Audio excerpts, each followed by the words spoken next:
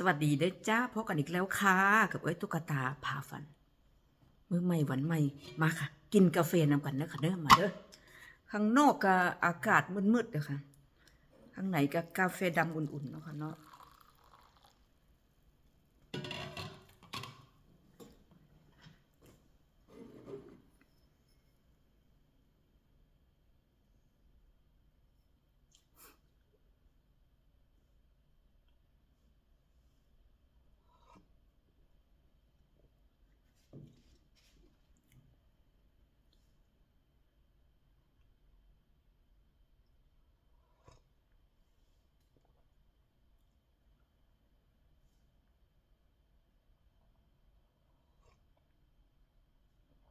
มีแหงจ้ะ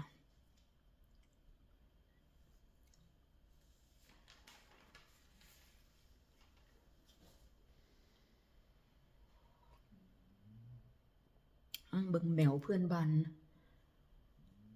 ปีนหัวไปแล้วกัน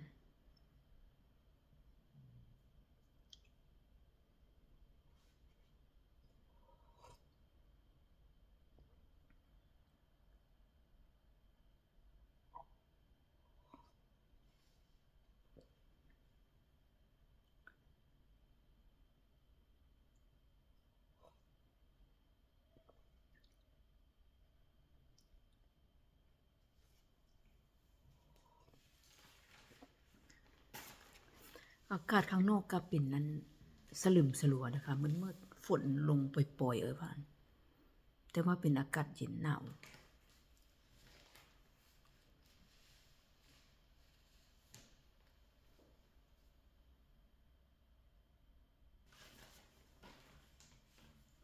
ต้นไม้ก็บางต้นก็หัวโล้นหมดแล้วเนาะค่ะมันเบื่อพันร่วงมาแล้วมันเข้าฤดูใบไม้ร่วงบางต้นก็อย่างนั้นกำลังน่ะเริ่มค่ะบางต้นก็ยังเขียวอยู่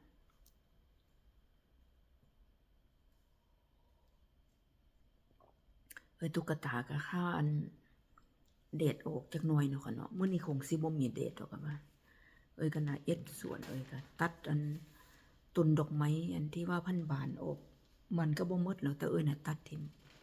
ซื้อขยะสีเขียวเนาะค่ะทิ่มไป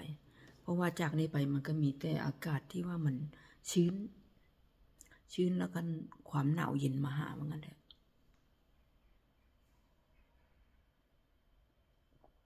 ก็น่ะทิ่มไว้ก็ได้ค่ะทิ่มไว้กะพันก็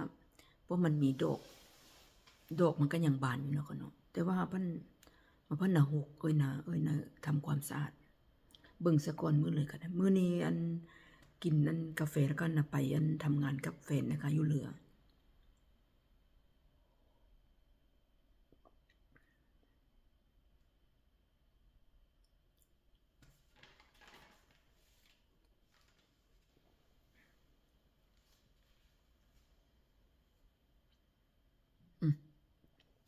หมดแล้วก็